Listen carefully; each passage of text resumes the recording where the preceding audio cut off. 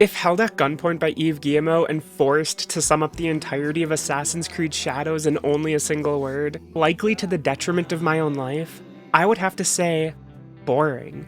It is just too apt a description for what is ultimately a shallow experience through and through. Perhaps paradoxically less than even that. The game is an empty husk, one drained of meaningful player interaction, yet another $70 AAA experience that is as creatively stagnant as they come. And while powering through the game for this review, I was all too well aware of the seconds as they ticked away on my life.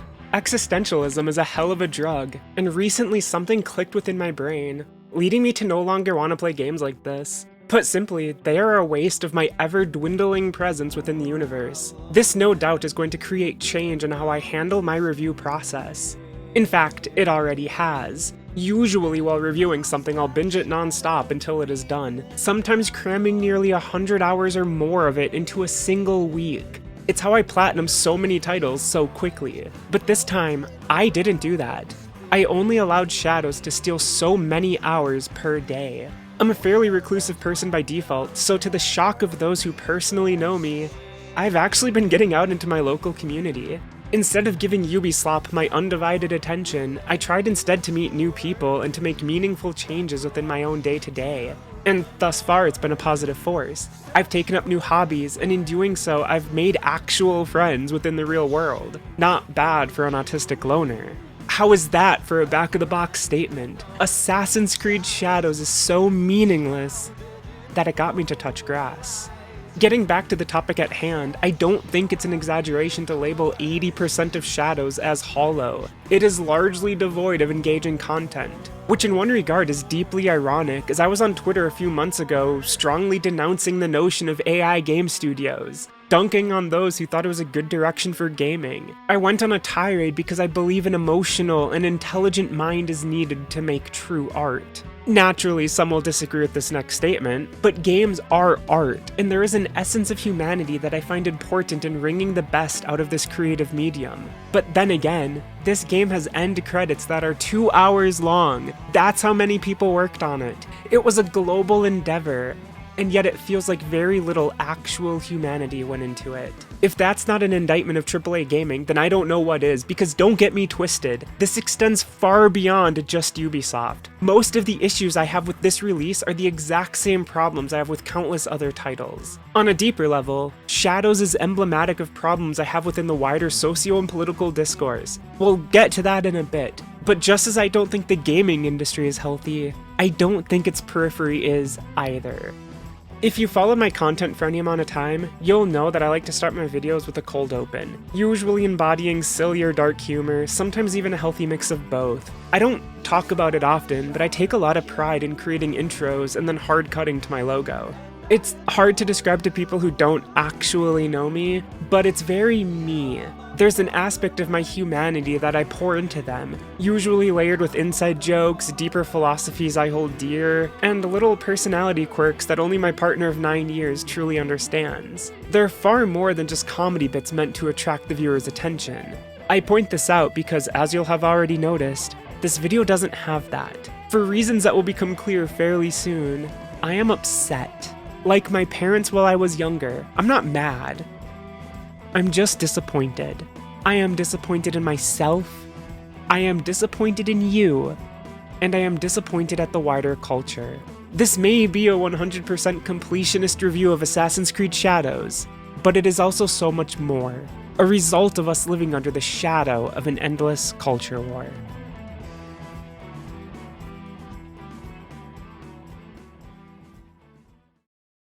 I turn 36 soon, and gaming has been my go-to hobby for the vast majority of my life. In the 3 decades I've been an avid pusher of buttons, I've seen the medium come under attack for all sorts of shenanigans. Growing up, it felt like each week there was yet another Democrat or Republican blaming it for this or that. If there was some woe plaguing the country, someone, somewhere would go on the nighttime news and blame it on gaming. In the early 2010s, a weird shift started to occur though, where once I could expect that the majority of game journalists would defend interactive media from ignorant talking heads on TV, they instead turned heel and became the ones to lambast it. Gone were the days of Jack Thompson, replaced by enemies from within our own walls, ones who began misguidedly labeling any and all experiences as harmful and offensive.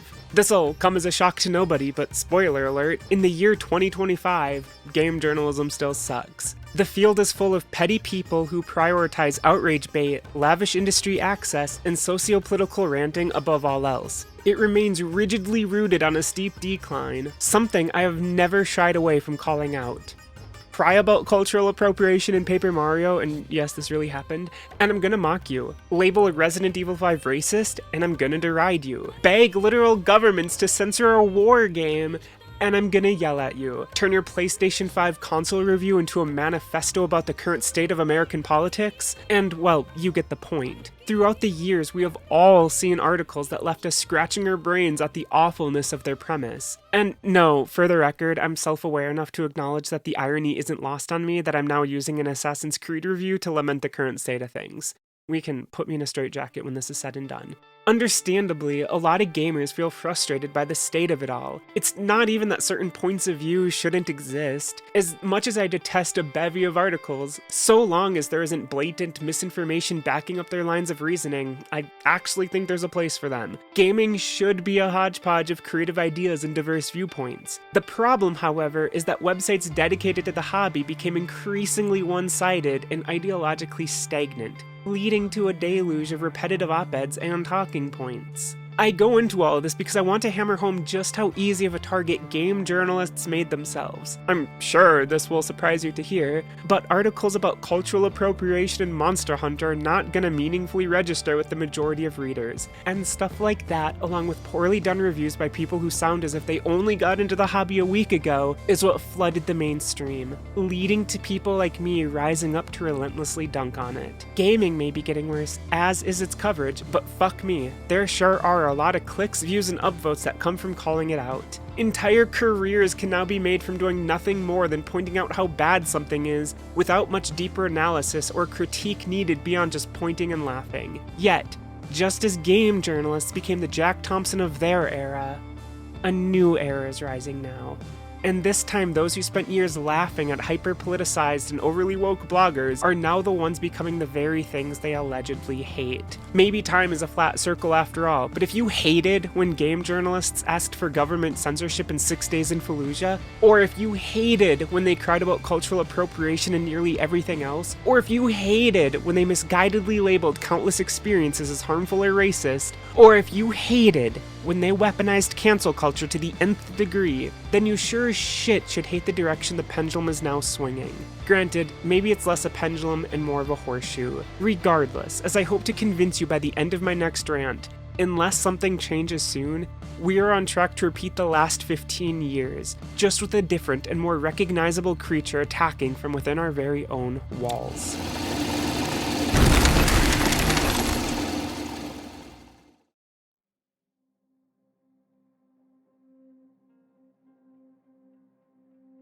I finished writing and producing the opening segments you just watched around 6 months ago. To hype up this very video, I tweeted out those sections and was repeatedly telling people that the full video would be ready in just one more week. Just one more week and you'll have an absolute banger 1-hour video essay to watch, comparable to my Veilguard masterpiece. And truthfully, at the time, I was prepping to have this thing done. I dedicated entire days to writing, editing, and playing the damn thing. But as has become a frustratingly common feature on this channel, health and life got in the way. Since that time, I've debated just scrapping the project entirely. Like, come on, at the end of the day, who gives a fuck about this game? It came out over half a year ago, it's not good, and at this point, why even review it? My opinions likely aren't going to change whether you as a consumer buy it or not. Functionally, as a review, it feels pointless. At this current time in the world, it feels pointless. And that is where I stand. I think there are far more important things to talk about than my opinion on a shitty Ubisoft game. This project ultimately just became a ball and chain. Throughout the summer on days where I wasn't angry or depressed as I battled seemingly endless chronic pain, I'd sit down, try to write, but be unable to make progress. I think it's because I didn't care about the project anymore. Scratch that. I know it's because I didn't care about this project anymore. And writing has always come difficult for me when I don't have passion as my driving force. Believe it or not, my videos mean a lot to me. This channel means a lot to me. I pour nearly every aspect of myself into it. I don't want to release junk. I want to make people think. And while I have certainly slipped up in the past and maybe told a line that got way too close to culture war brain rot, I was able to pull myself back and remain as nuanced and fair as I could, which is hard in today's online environment, one that heavily rewards being disingenuous algorithm-chasing frauds. Like, yes, I make edgy jokes, I'm super sarcastic, and boy oh boy can I be a rude asshole. But throughout all of that, my content has meaning. These projects often take me 100 hours or more to complete, and I remain dedicated to refusing sponsored ad reads and other breaks throughout my videos.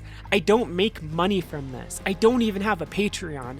I'm here for the love of the game because as a human, I most value my ability to make people laugh and to make people think.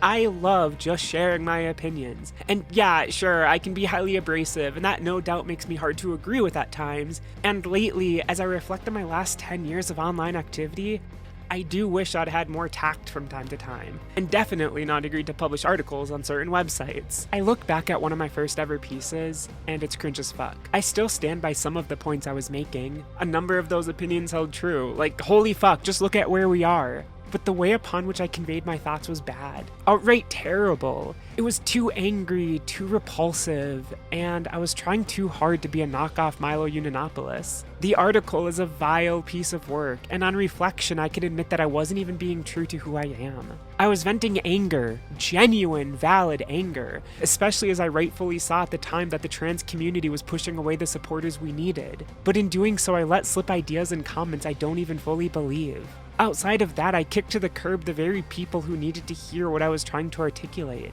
which is undeniably not the route to go if you want to be taken seriously.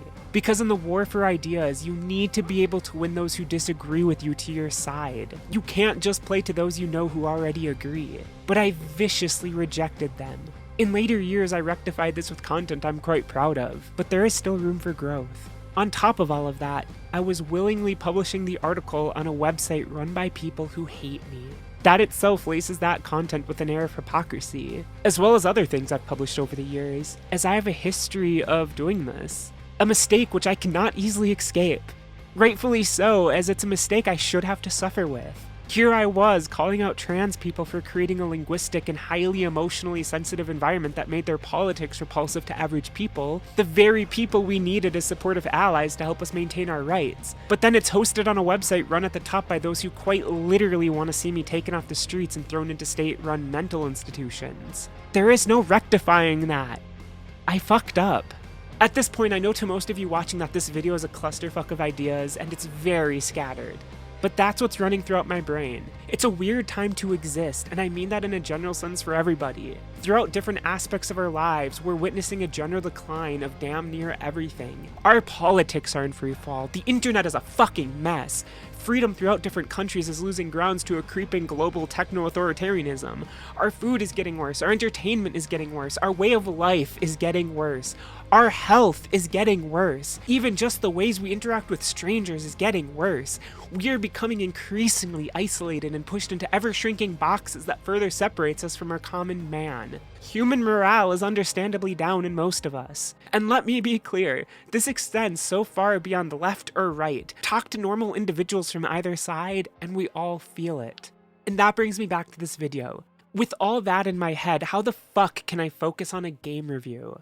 But then again, I never even intended this video to be a full-fledged review of Assassin's Creed Shadows. Sure, I was going to eviscerate it, point out everything awful I had done on a design level, and go on many comedically timed rants about my hatred of the fucking shrines. And for real, fuck the shrines, and fuck game devs or studio execs who thought it was meaningful side content. But at the end of the day, the review portion of this review was always intended to be a catalyst for a much more meaningful rant. This is a video that is ultimately about hypocrisy, self-reflection, and the ways upon which the internet is a nesting ground for shaky and inconsistent worldviews and morals.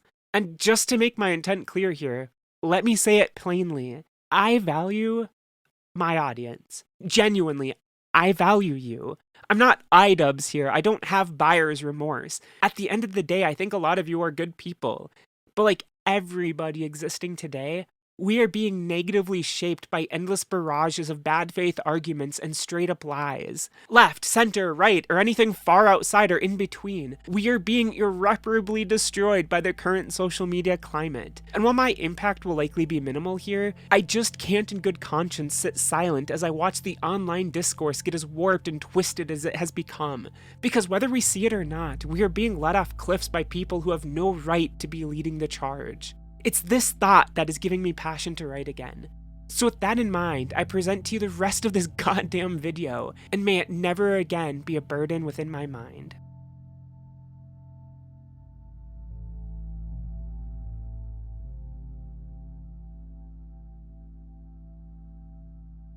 As I work on this video, the hot news is that Charlie Kirk was assassinated. Just yesterday, his neck fucking exploded. A single gunshot from over 200 meters away using a scoped rifle. The video is gnarly. I've watched a man die quite a few times now. Twitter being what it is, the video keeps showing up. The gushing of blood, the limp fall, the crowd screaming and running, and the lights dimming in the eyes of a man who probably never even fully processed what just happened. Once again, the direction of this video changes course. We'll get to the game review and its many controversies. Eventually. Maybe. I don't know. Nothing is normal anymore. The semblance of peace that this country once knew is seemingly over, at least for the time being. And no, I'm not being hyperbolic. Whether you yet realize it or not, we are on a precipice and forces outside our control are pushing us over the edge. None of us know exactly what the future will bring, but no doubt, for the time being, what it's bringing will in no way be any good. Tough times are ahead. Political violence and a destructive vindictiveness orchestrated by a myriad of dark forces is almost all but guaranteed. I'm not a fan of Charlie Kirk. I disagreed with a lot of what he said, and I'm not fond of who he worked for and worked with. I think I can comfortably say that he wouldn't have liked me either. But that doesn't mean he should have been assassinated. The normalization of political violence is not something any sane and rational person should be rooting for. Yet we don't live in normal times. And now all throughout the internet space, I see people clamoring for more. Some driven by a sense of revenge for what happened to Charlie or the previous attempts on Trump, and others from the opposite side of the coin who think we need this violence to fend off a creeping sense of authoritarianism. Nothing here is black and white. It's not even gray. Everything is so tightly connected and swirled together that the resulting color defies reason. It defies logic. There is no one truth. Yet due to our programming, we keep looking for a single answer, and it is driving us to our own hateful destruction. The internet is making us bloodthirsty. The previous 15 years have especially done wonders in keeping us divided and conquered. Left versus right, woke versus anti-woke, SJW versus anti, pro-Gamergate versus anti-Gamergate, Trump versus never Trump, and the list goes ever onwards. Throughout these online battles, we have stopped seeing our opponents as human. We have been conditioned to think they all hate us and want us dead, and we have been conditioned to sacrifice our morals and to sleep forever on a bed of lies. 1 week we'll attack one side for doing something, only for the very next we show ourselves as hypocrites and celebrate the very same behavior. The only difference is we did it this time, not them, and consistency is only a hindrance in the forever battle of us and them. And now we march lockstep towards our own collective suffering. I don't want to end the spontaneous and unplanned section of video on a dour note. I'll be real here. A lack of solutions is not the answer, and I beg you to stop listening to voices who only point out how bad things are without at least trying to offer solutions. Those people don't want to see you get better. They only want to line their own pockets with the easy engagement bucks that come from endlessly screaming how the sky is falling and how the other side sucks and is to blame. Irregardless of your political ideologies, we are all to blame. We have to accept that. Yes, some are far more to blame than others, far more so, but that doesn't change how we all still carry some burden of fault. It is now on us to ignore the loud voices calling for harm and to build a consistent framework for which we hang our morals and politics upon. Now is the time for peace and honest conversation, even with those whom we disagree. Some will lash out at this and say that civility politics gets us nowhere, but I respectfully disagree. This very year, I've made a concerted effort to be more active in my local community. I get out near daily and meet people I barely know to play games and such. And let me tell you, it does a lot for the brain and soul. I've positively interacted with people who would no doubt hate me if they knew who I was online. But you know what? It didn't matter. I sat down, remained true to myself and my personality, played tabletop games with them, and it was fun. Because for all the political differences we no doubt have, there was enough common ground we shared as human beings. The shared interests of laughing over jokes, playing games, and discussions of common hobbies. That doesn't mean I liked everybody. Sometimes there just are personality clashes, or they're a person where it's not possible to get over the hump of being different. But everyone I met who I couldn't enjoy the presence of, there were 5 others who I did. The internet wants us to think we're all heavily defined by our politics, and they do certainly shape us. But we're also more than that. And it's a powerful gesture to overcome those differences and to see the beautiful human underneath. For as long as there are humans, there will be political disagreements and failures to agree on societal norms. It is a struggle that will never be overcome, but that does not mean we must view others as targets to be killed or bodies to be mocked. The internet has done wonders at amplifying our disagreements, and now it's time to manually focus on the shared joys. I beg you, spend less time online. Leave your home and find places to interact with others throughout your community. Pick up new hobbies if you must, and know that you can do it. I'm an autistic recluse. Before this year, I spent 95% of my time inside my home. I have serious social anxiety and I deal with panic attacks when out and about. Yet even throughout all that, I'm pushing myself to be better. We all want to hate everyone so badly. Fuck, we all know I'm previously guilty as charged with this. But this is why we need community building more than ever. Hell, even I'm willing to let bygones be bygones and to forgive a lot of people for the sins of the past so long as they seem like they're actually growing up and learning to be a better person. At some point, we need to let the online battles of the past decade be put to rest. And whether I talk shit about you or you talked shit about me, I don't care anymore. I'm letting my grudges go. So right now, so long as you're proving to be a genuine person and a good human, one who shows growth and who wants a healthier future, I'm your ally. Some will scoff at that, but I now understand that most average people aren't political extremists and they aren't violent, and good, light-hearted discussions can do a world of wonder. I recommend it now more than ever.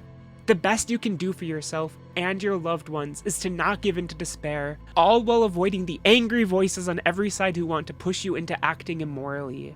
You don't need me to tell you that violence begets violence, and I don't think enough people from every walk of life yet understand the period of unrest that we are about to step into. We should be shunning violence in all its forms. Because once things start in full, we can't easily put it back. Yesterday was an unironic turning point for this country. And what we do next and who we support in those roles will determine a whole lot. Now is not the time to celebrate or to make jokes over the corpses of other human beings. Understand, there is a hammer dangling over a lot of people's heads right now, and together we must prevent this rope from fraying. And trust me, you don't want this rope to fray. You may think you do, but you really don't. Be safe out there.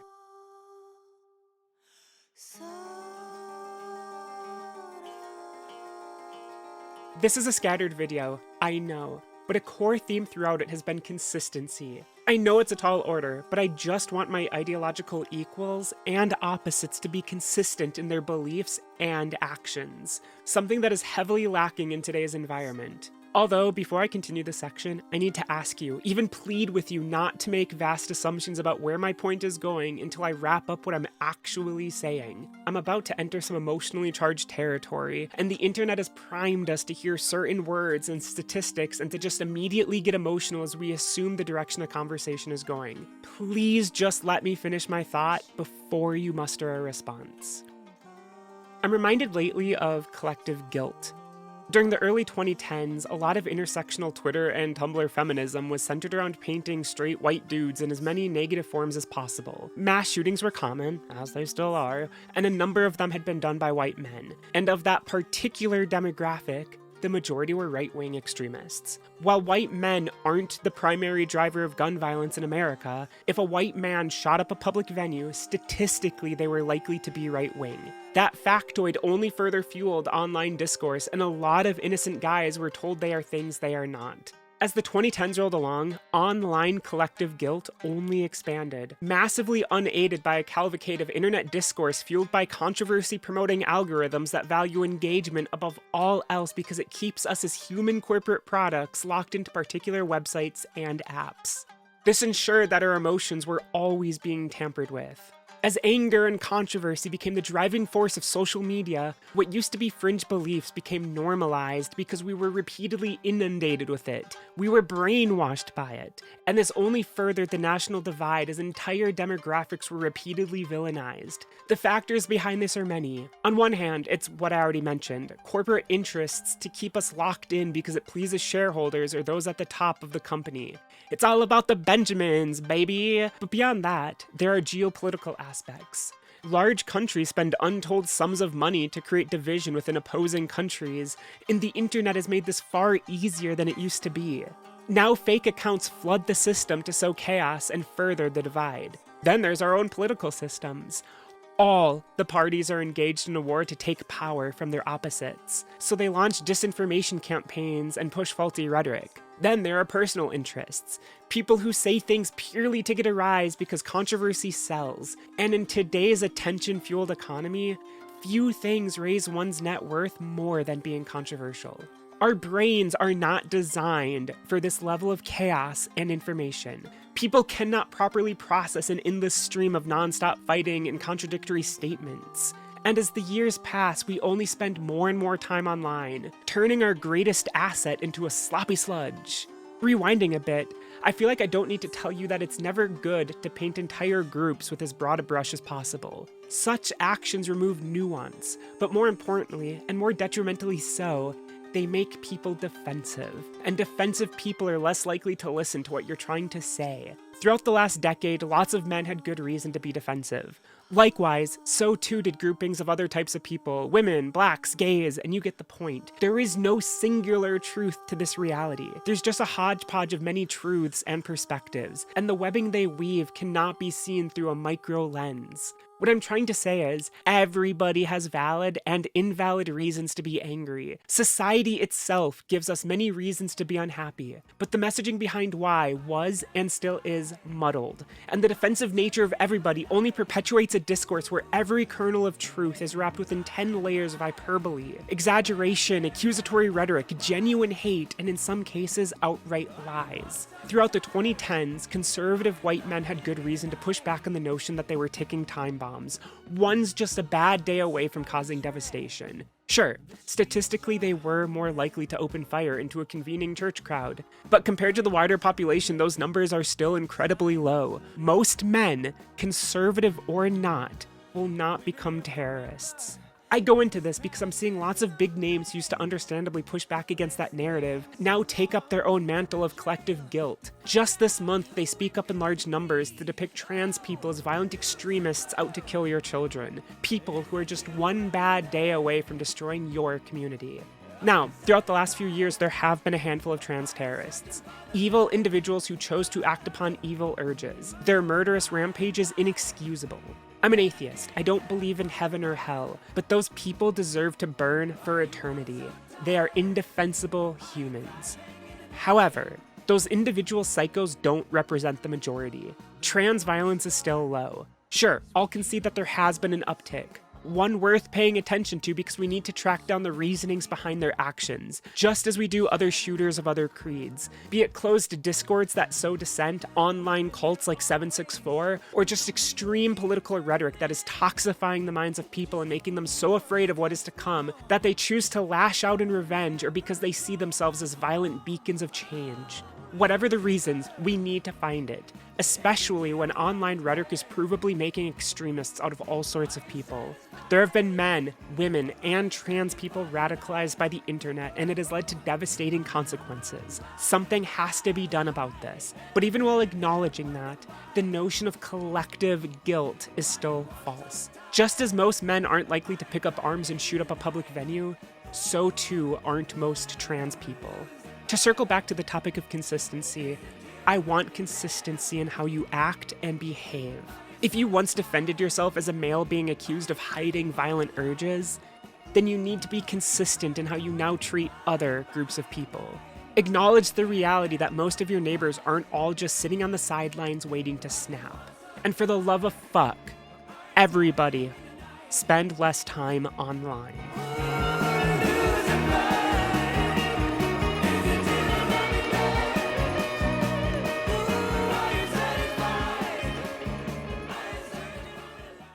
Six months ago, this script began as a sort of review of Assassin's Creed Shadows. As mentioned earlier, I 100% the game and I had every intent to dive deep into its many mechanical failures, just with a deeper cultural commentary accompanying it. As a YouTuber who has built a channel around expressing my own ideas and philosophies, these commentary reviews suit me well. I referenced it earlier, but my Veilguard video encapsulates my style damn near perfectly. Yet unlike Veilguard or a number of my other videos, this time my ire was going to be directed at a different crowd, one which has major crossover with my own audience. And that gave me pause. It's easy to be headstrong when your targets are the same people your audience already detests. It's a whole other game when you have to call out the bad behavior of the people supporting you. On Twitter in recent years, I have been more vocal. I've gotten my fair share of backlash for calling out things on my side. But on this platform, I've been more reserved, rationalizing to myself that I had good reason not to make videos on certain topics. That reason being health. Throughout the last 3 to 4 years, I have battled an increasing amount of health issues, ones that prevented me from easily making content. Straight up. Chronic pain is making my life hell, and it's contributing to depression, which then spirals out and makes my daily battles with PTSD even more difficult. Believe me when I say, autism, chronic pain, and PTSD aren't the best of friends. My bad days are horrendously bad. And let me add, I know people hear the term PTSD and roll their eyes, as it has become overused by folks online who probably never even got an official diagnosis. But I am genuinely medically retired from the army, and I do have a 100% disability rating for PTSD. It is a constant battle, a forever thorn in my side, one that has only gotten worse as my physical body revolts against me. I can't even sleep at night without taking steps to prevent myself from running out of my home when I have night terrors. To spell it out further, the chronic pain in PTSD is so bad that my partner gets paid by Veteran Affairs to assist me. I don't often talk publicly about this stuff because my private life is my private life, but I'm opening up here because I want to spell out why content creation and streaming is such a struggle, and why I often disappear for months at a time. That is me being completely honest as to why this video took so long. However, throughout that honesty, I've also been lying through a mission. One other thing hurting my motivation to write was my own fear in garnering backlash from you, my audience. The reality, though, and one I've rectified hard with lately, is that my opinions and morals mean fuck all if I prevent myself from being consistent with them. If I can't call out my own base for being hypocrites, then my opinions on everything else becomes tainted. There is no reason to listen to me if I only tell you what you want to hear, or if I only focus on affirming your held beliefs. And so much of our world is fucked up right now because all we're doing is affirming the beliefs of our collective sides without properly pushing back on them when they're faulty. I said it earlier, but I value you. I genuinely do. So please understand that I write this video to challenge you, not out of disrespect, definitely not out of spite, and certainly not out of regret for who my audience is. Again, I don't have buyer's remorse. And instead, I do this to help you to be more considerate of your positions and to be consistent with them. To steer you in any other direction would be to show outright contempt and disrespect for you. In my position as a content creator, one who wades deep into politics and cultural issues, it would be a disservice to my ideological equals to set them on a path towards self-destruction. And right now, throughout this online climate, a lot of us are taking the wrong path. I spent years calling out people on the fringe and far left for becoming their own worst enemies. I openly detested them because I saw them as a self-destructive force who would take the gay and trans right movement down with them. My trans activist video remains tragically evergreen. Yet in that time, I've been sabotaging you all by not pushing back on your fuck-ups and your own self-destructive habits when I see them. contributing to an environment that buries its head in the sand. And being as blunt as possible towards myself, my investigative journalism about Zoe Quinn's Kickstarter failure means nothing if I'm too chicken shit to make videos calling out Mark Kern for his crowdfund failures, or the quartering for his. How dare I talk shit about scum rats like Brianna Wu in 2018 if at the same time I was being friendly to Ian Miles Chong? Like, what the fuck was I doing? I'm calling out game journalists and entire websites in 2020, while at the same time I'm being published on Russia Today. My experience there was good, sure. The people were kind. But I was burying my head in the sand about their own flaws and agendas, of which there were many. During so much of my career, I have been a hypocrite. There is proof of that within this very video. During the very first section, the one I created months ago, I called out journalists for jamming their articles with modern-day politics. Yet, look at almost all of my content. I do it too. I just rationalize that I do it better. And maybe I do. I think I do. I believe I'm more honest, more nuanced, more level-headed. But maybe that's just my own rationalizations. At the end of the day, I stand by a lot of my opinions. Stuff going back years, I still believe in. For instance, gaming media did become too ideologically one-sided. I think that justifies a lot of my previous anger because the medium should be a mixture of ideas and viewpoints, and diversity is a meaningless word without diversity of the mind. But I did do myself and you a disservice by kowtowing to a cultural divide and avoiding certain topics. For that, I apologize. I apologize for contributing to a social media climate that wants us kept in perfect little algorithmically predictable boxes. But now I'm done keeping myself in a perpetual pity party. I want to show you that it's never too late to grow, it's never too late to be better, it's never too late to be introspective, and it's never too late to own up to your past mistakes. The world fucking sucks, and we should all be trying to be better, and I want to show you that we can. If this video is evidence enough, I am being a better and more introspective human. I'm trying to be more open-minded and contemplative, and I'm going to fight like hell to lead by example, to which I hope you give me a chance to prove that nothing I'm saying is hollow. Now for fuck's sake, let's finally rip this goddamn game to shreds and call out the fucking hypocritical bullshit that accompanied it.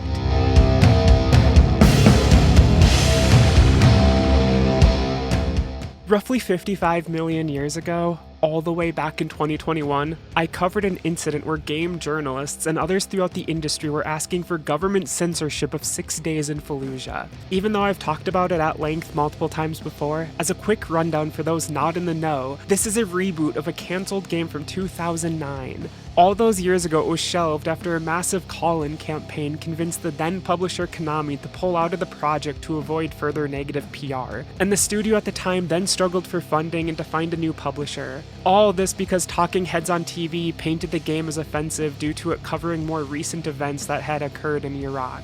Fast forward to 2021, and it was being rebooted at a new studio with a new publisher. However, upon its reveal, it was quickly met yet again with opposition.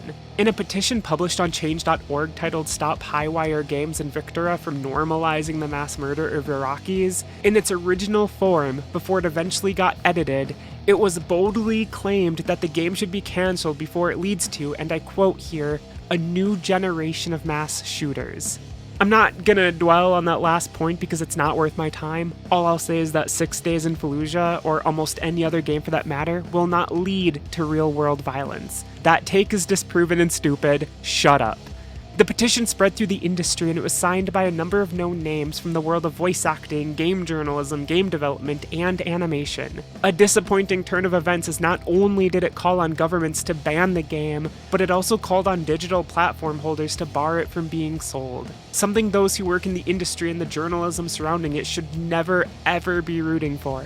The petition was an attack on free expression and art itself. You may not like the contents of a game. There's many out there I hate. Some I even find offensive. But they have a right to exist.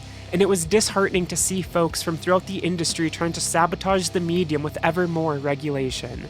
At the time, I pushed hard against it, as did many of my contemporaries. Social media was flooded with those fighting back. So color me fucking shocked when I saw many of the same people rooting for Japan's government to go after Assassin's Creed Shadows. In almost exactly 4 years, people went from rightfully criticizing game journalists and industry insiders for petitioning for censorship to behaving nearly the exact same way. And why were they doing this, you're asking?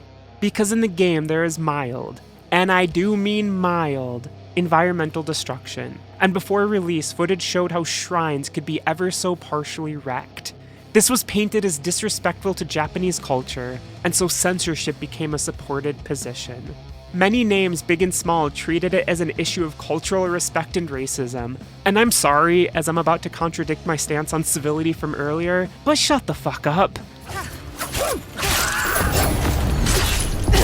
Assassin's Creed is hardly a series based upon historical accuracy and cultural respect. You fight popes, raid temples, steal artifacts, and engage with highly fictionalized and at times highly caricatured versions of real people. Earlier entries even tied real-world current-day politicians to grand conspiracies. Sure, Ubisoft speaks a big game about how much accuracy they pour into some of their entries, but a lot of it is just marketing. Every single game in the series is full of absolute nonsense and revisionism. And truthfully, many of you did exactly what we've been giving game journalists shit for the better part of 15 years.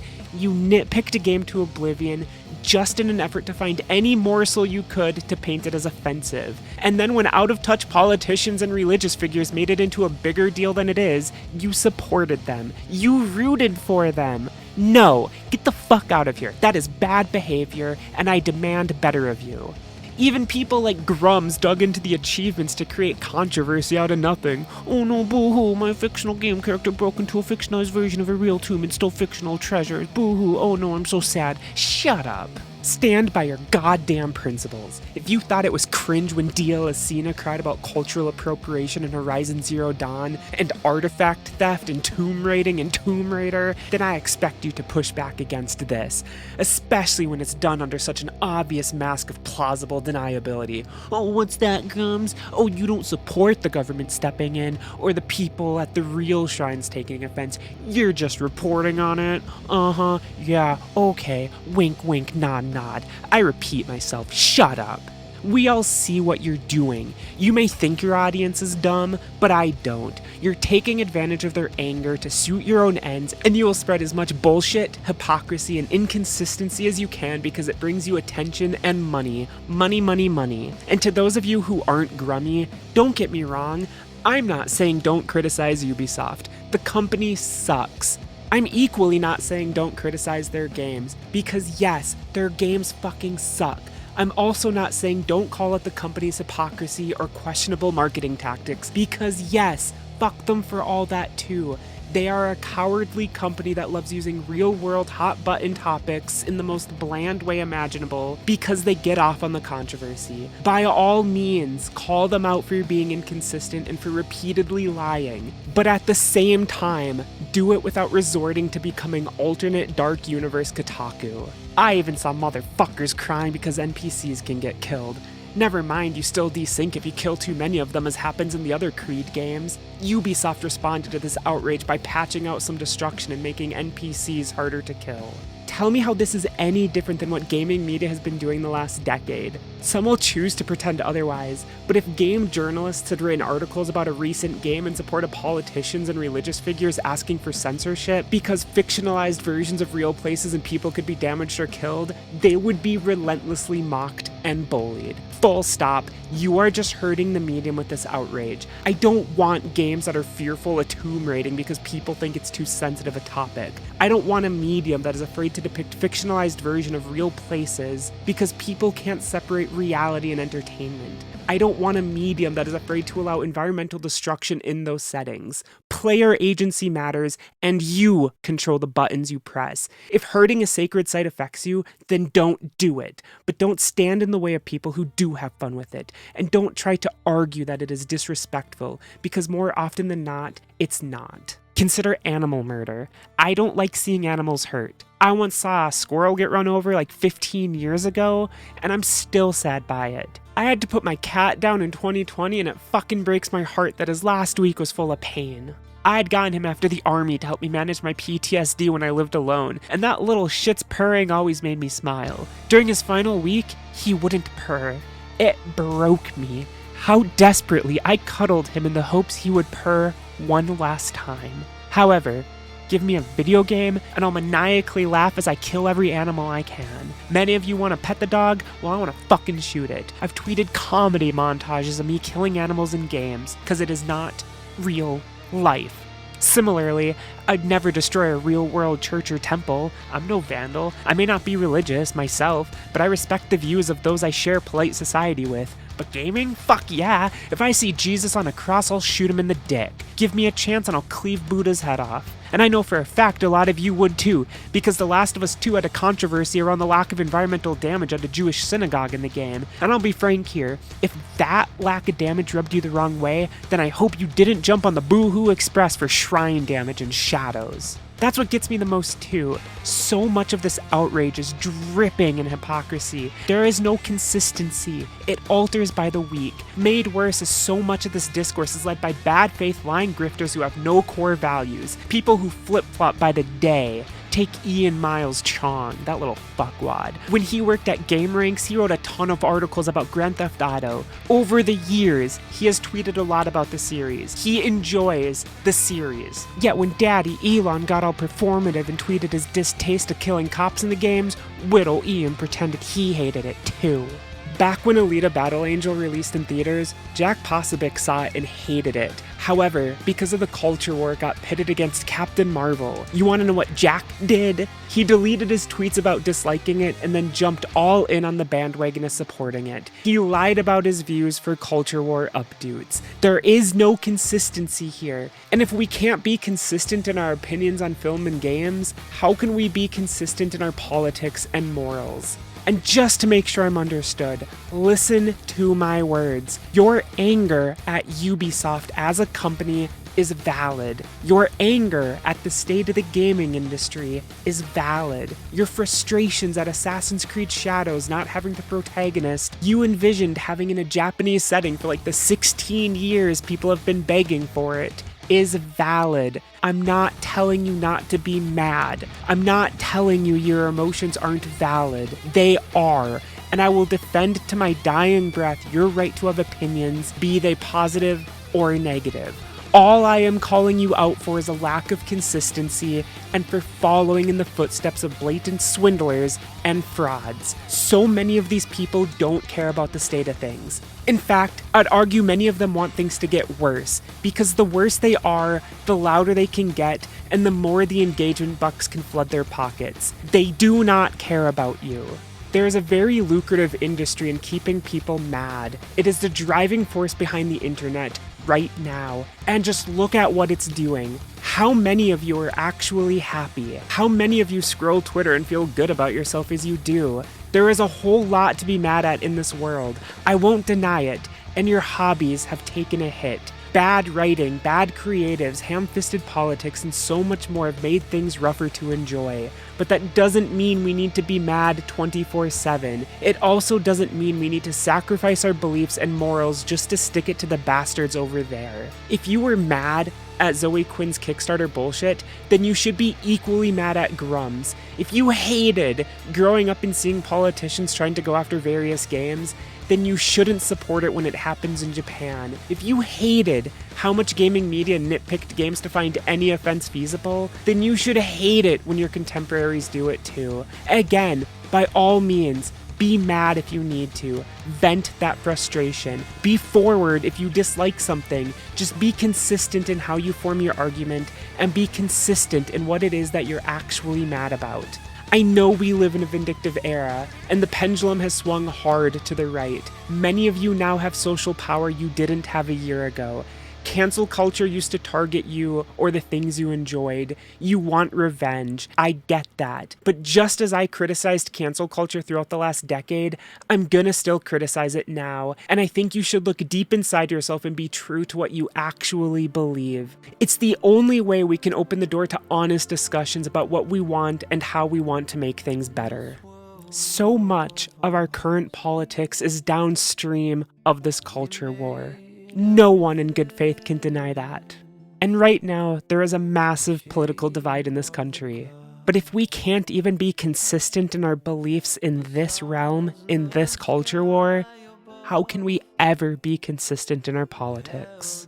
Things are a mess. It is on us to clean it up, lest we be forever trapped in the shadow of a culture war. It's the name of the video.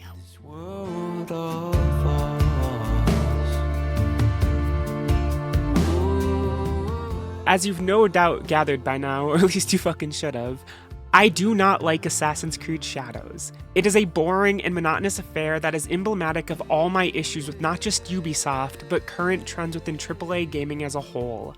Take for example what 15 minutes of open world gameplay amounts to.